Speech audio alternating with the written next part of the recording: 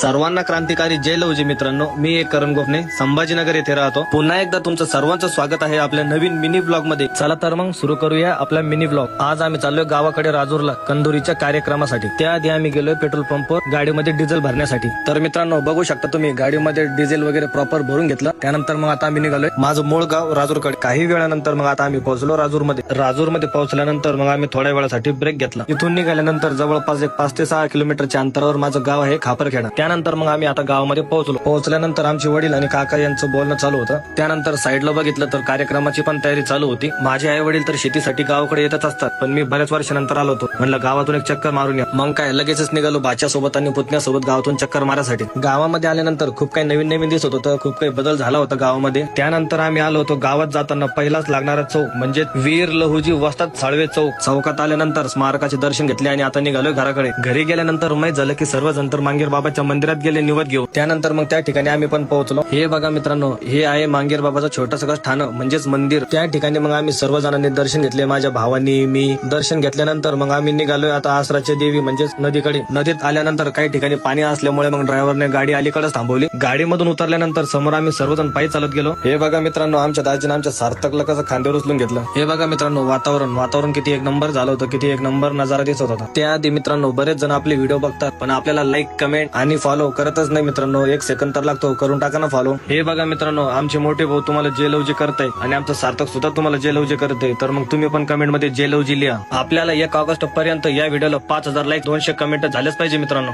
आणि ही पूर्णपणे खात्री आहे मित्रांनो मला, तुम्ही हे सगळं 1 ऑगस्टच्या अगोदर करून दाखवणार आहे. गावाकडे खरंच मित्रांनो खूप करमणूक असते आणि वातावरण नॅचरल म्हणजे नॅचरल असतं. एवढं नॅचरल वातावरण आपल्याला सिटीत कधीच बघायला भेटणार नाही. त्यानंतर मग आम्ही आता आसराच्या देवीजवळ पोहोचलो. त्यानंतर मग आमच्या मोठ्या मायने आसराची देवी मांडायला सुरुवात केली. आमचे मोठे भाऊ हलगी वाजवत असताना आमचा सार्थक बघा कसा घाबरतोय. आमचे वडील म्हणजे सार्थकचे आजोबा यांच्याकडे सार्थक गेल्यानंतर मग त्याचं घाबरणं रडणं सगळंच थांबून जातो.